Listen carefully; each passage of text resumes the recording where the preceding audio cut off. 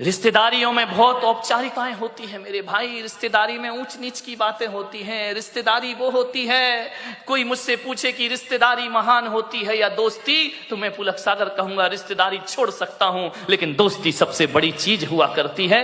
दोस्ती में कुछ ऊंच नीच नहीं होता है। दोस्ती में, रिश्तेदारी में तो रिश्तेदारों से संभल संभल के बोलना पड़ता है। हमको पूछा नहीं, हमारा सम्मान नहीं किया, हमारा, ये रिश्तेदारियों के लफड़े हैं। हम उनके घर गए, हमें पानी को नहीं पूछा। दोस्त ऐसा कभी नहीं कहता है मेरे भाई। दोस्त के मन में ये बातें कभी नहीं आती हैं। रिश्तेदार में बहुत सी रिश्तेदारी निभाना पड़ती है, दोस्ती निभाना नहीं पड़ती। दोस्ती तो जीना पड़ती है, आनंद के साथ दोस्ती जी जाती है मेरे भाई। रिश्तेदार शिकायत से भरे होते हैं।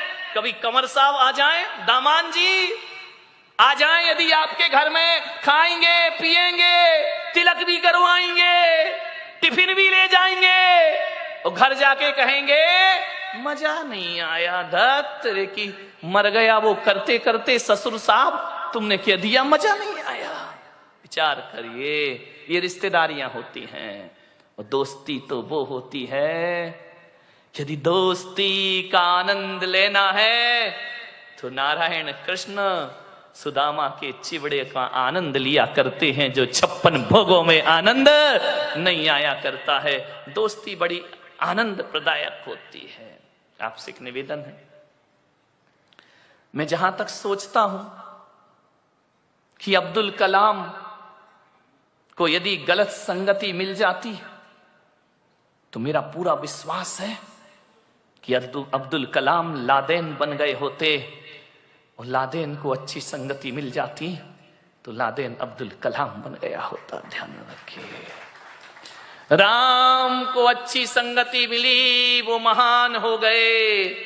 यदि रावण को अच्छी संगति मिलती तो रावण भी राम बन के खड़ा होता, और राम को गलत संगति मिलती तो राम रावण बन गए होते। मेरे भाई, आपसे मैं यही निवेदन करना चाहता हूं। आज यदि मैं इस ओहदे पर आके पहुंचा हूं तो इसमें मेरे जीवन में सबसे ज्यादा हाथ किसी का है तो दोस्तों का हाथ मेरे जीवन में है। मान्यवर, सोचिए, अच्छी संगति करो। मालूम है, गंगा जैसी नदी में यदि नाली का पानी मिल जाए तो कहते हैं कि नाली का पानी गंगा जैसा पूज्य हो जाया करता है। गंगा में नाली का पानी मिले तो वो गंगा जल हो जाया करता है, और गंगा जल को यदि नाली में डाल दिया जाए तो वो गंदा जल हो जाया करता है, वो अपवित्र हो जाया करता है। संगति करो तो गंगा जैसों की करो, जहां जाकर के हमारा ये गंदगी में शरीर पवित्र हो जाए। एक कोयले की बोरी में, कोयला जानते हैं, मैला है क्या, बड़ा कठिन है, कोड़सा है, यही कोड़सा, हाँ चलेगा, बहुत कठिन है भाई। यदि उसके बोरी गोनी उसमें यदि शक्कर भर दी जाए तो शक्कर काली हो जाती है। मेरे भाई ध्यान रखना, इस संगति का फल हुआ करता है। मैं आपसे निवेदन करता हूं, दोस्ती के रिश्ते को पवित्र रखना है, पावन बनाना है, तो जिससे भी दोस्ती का रिश्ता बनाओ, बनाने से पहले एक कब्रिस्तान अपने हृदय के कोने में जरूर बनाना। ध्यान रखना, बाहर के कब्रिस्तान की बात नहीं कर रहा हूं, अपने हृदय के कोने में, अपने मन के कोने में एक कब्रिस्तान जरूर बनाना। और ऐसा कब्रिस्तान जहां हम अपने मित्र की बुराइयों को दफना सके। ध्यान रखिए, उनको जमी दोज कर सके। हर मित्र में अच्छाई और बुराई दोनों हुआ करती है। मेरे भाई, आपसे निवेदन है, यदि दोस्ती को अच्छा रखना है तो मित्रों की बुराइयों को सीने में दबा के रखना पड़ता है। ऐसा कब्रिस्तान जहां हम मित्र के दोषों को छिपा सके, बहुत कठिन काम है। प्रशंसा करना बहुत आसान है मेरे भाई, कमियों को छिपाना बहुत कठिन काम हुआ करता है। अरे किसी व्यक्ति में कोई कमी है, उस कमी को यदि छिपाना है तो इतना ही कठिन है जैसे कोई जहर का घूंट पी रहा हो। मेरे भाई, हम दूसरों की कमियों को उजागर बहुत जल्दी करते हैं। दोस्त कैसा होना चाहिए?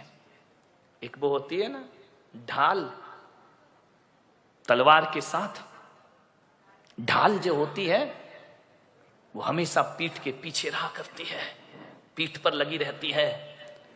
लेकिन जो ढाल जो पीठ पर है, लेकिन जब उसका दोस्त रणभूमि में खड़ा होता है और जब उस पर तलवारों से आक्रमण होता है तो पीछे की ढाल छाती के सामने आ जाया करती है। दोस्त वैसे ही होना चाहिए कि बुरा अच्छे दिनों में तो दोस्त पीछे रहे, लेकिन बुरे दिनों में ढाल बन करके दोस्त को आगे आना चाहिए, दोस्ती का रिश्ता निभाना चाहिए, ढाल बन करके खड़े हो। संगति का जीवन में बहुत फर्क पड़ा करता है। एक संत के पास 2 तोते थे। एक आदमी उनके यहां बैठने गया संत जी के दर्शन करने। दोनों तोते अलग अलग पिंजरे में बंद थे। अब जैसे ही पहुंचे तो एक तोता बोला, आइए, राम राम, स्वागत है आपका, स्वागतम, आइए बैठिए। आदमी को बड़ा अच्छा लगा कि यार तोता कितना मीठा बोल रहा। जय जिनेन्द्र, राम राम, आइए भाई साहब बैठिए, अतिथि देवो भव, आपका स्वागत है, आपका सम्मान है। इतना सुकून मिला उसको। वो मुड़ा थोड़ा सा दूसरे तोते की तरफ, दूसरा तोते ने इतनी गालियां बकी, इतनी गालियां बकी, मारो, काटो, पीटो, पकड़ो, लूटो। अरे उसने कहा कि संत जी ये क्या मामला है? एक तोता गालियों पे गालियां बक रहा है और एक तोता आइए स्वागतम बड़ा मीठा शब्द बोल रहा है। संत ने कहा, मैंने इन तोतों से कुछ जिंदगी का पाठ पढ़ा है। बोले क्या पाठ पढ़ा है?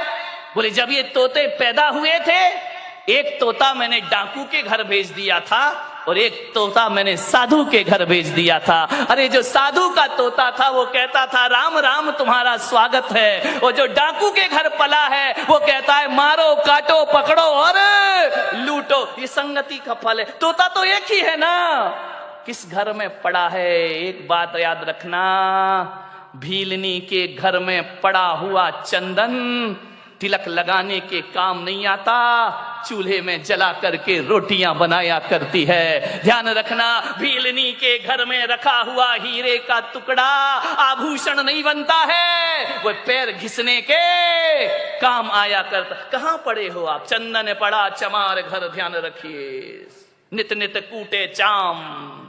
चंदन कहां जाना चाहिए? किसी पंडित पुजारी के पास जाए तो माथे का तिलक बनेगा, और ऐसी जगह चला जाए जहां रोज चमड़ा कूटा जाएगा। ध्यान रखिए, सोचना है आपको, आप कीमती हैं, आप महत्वपूर्ण हैं। दोस्ती को ध्यान में रखिए, किसके साथ आपका उठना बैठना है। एक बात याद रखना, मैं खाने में बैठकर दूध पीना खराब है। ध्यान रखिए, मैं खाने में बैठकर दूध भी पियोगे तो शराबी का दर्जा मिलेगा तुम्हें, इतना स्मरण रखना। और संत के दरबार में पानी भी पियोगे तो पानी नहीं, अमृत और आशीर्वाद का नाम उसे दिया जाता है, अमृत पान हुआ करता है। चीज तो वही है, चीज में क्या फर्क पड़ता है? संगति किसकी कर रहे हो? अच्छे लोगों की संगति करो, ऊंचे लोगों की संगति करो। ऊंचे लोग, ऊंची पसंद, कौन बोला? माणिक चंद। ध्यान रखिए, माने संगति कैसे करना, ऊंचे विचार। मैं जब स्कूल में पढ़ता था, पढ़ाई में बहुत वीक था, बहुत कमजोर। हकीकत बताऊं, धक्के लग लग के पास होता था, पढ़ाई में मन ही नहीं लगता था, दुनिया भर की शैतानी में मन लगता था, पढ़ने लिखने में कोई दिमाग नहीं, बस इसी में खुश थे। कभी देखने ही नहीं कितने परसेंट, और हमारे समय तो परसेंटेज का लफड़ा ही नहीं था। इस क्लास से उस क्लास में चले गए, पास हो गए, ना माँ बाप को कुछ पड़ी है ना हमें कुछ पड़ी है। जाकर के देखा, बोले क्या रिजल्ट पास, नाचते गाते आ गए, जानते ही नहीं थे 90% क्या होते हैं। आजकल के बच्चे को तो 98% आ जाए तो डिप्रेशन में चला जाता है, 2% कम क्यों हुए। हम लोग तो कोई लफड़े नहीं था, आ गए, पास हो गए, निकल गए, बैठ गए अगली क्लास में, कोई परसेंटेज की बात नहीं थी। कई बार तो 5 नंबर का ग्रेस भी लग के अगली क्लास में बिठा दिया जाता था। मान्यवर सोचिए, बड़ी पढ़ाई बड़ी मजेदार थी। फेल भी हो गए तो कोई टेंशन नहीं।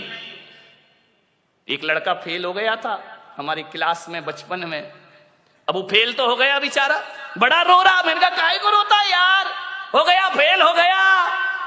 स्कूल अगर आए तो पढ़ना ही पड़ेगा, पढ़ाई गर जहर है तो पीना ही पड़ेगा। उस समय मैंने कविता लिखी थी, गिर गिर के पढ़ाई में संभलते ही रहेंगे। ये मेरी बचपन की कविता है। गिर गिर के पढ़ाई में संभलते ही रहेंगे, गर फेल भी हो जाए तो पढ़ते ही रहेंगे। जिसने किया फेल वही पास करेगा, पढ़ाई अगर जहर तो पीना ही पड़ेगा। हाँ, कितने खुश हो गए। देखो ऐसी बातें इतनी जल्दी आ जाती हैं। अरे जो फेल कर रहा वही पास करेगा, टेंशन काहे को ले रहा है, अभी नहीं करेगा अगले साल करेगा। आज की पढ़ाई बिल्कुल अलग हो गई है। ध्यान रखना, मैं पढ़ता था, पीछे की लाइन में बैठता था, मेरे नंबर कम आते थे। मेरे एक शिक्षक थे, आज मुझे स्मरण में आ रहे हैं, डी भारत, क्रिश्चियन थे। वो मुझे बहुत प्यार करते थे बचपन में। वृद्ध थे, रिटायर्ड होने के बाद भी वो स्कूल पढ़ाते थे कि मैं सरकार की पेंशन जो मिलती है ना, ये फ्री में नहीं खाऊंगा, जब तक हाथ पैर चल रहे हैं स्कूल रोज आऊंगा। ऐसे वह शिक्षक थे। उन्होंने एक दिन मुझे बुलाया कि इधर आओ, तुम देखने में तो बड़े अच्छे हो। उस समय तो मैं अच्छा ही था। क्यों अभी गड़बड़ लग रहा हूं क्या? ध्यान रखिए। उन्होंने कहा इधर आओ, तुम पढ़ते लिखते क्यों नहीं हो? मैंने कहा पढ़ता तो, दिमाग में कुछ नहीं चढ़ता है। बोले नहीं चढ़ेगा। मालूम है मेरी संगति खराब थी, गलत लोगों के साथ पीछे की सीट में बैठता था, मस्ती करना, टीचर पढ़ा रहा है एक दूसरे की छेड़छाड़ करना, टीचरों के नाम रखना उल्टे सीधे। अब स्कूलों में तो यही होता है, और क्या करोगे? उनको चिढ़ाना, उनकी नकल करना, वो चले गए तो ब्लैक बोर्ड में उनका चित्र बनाना, चित्र बना रहे सर का, बन गया बंदर का। बड़ी आफत होती थी।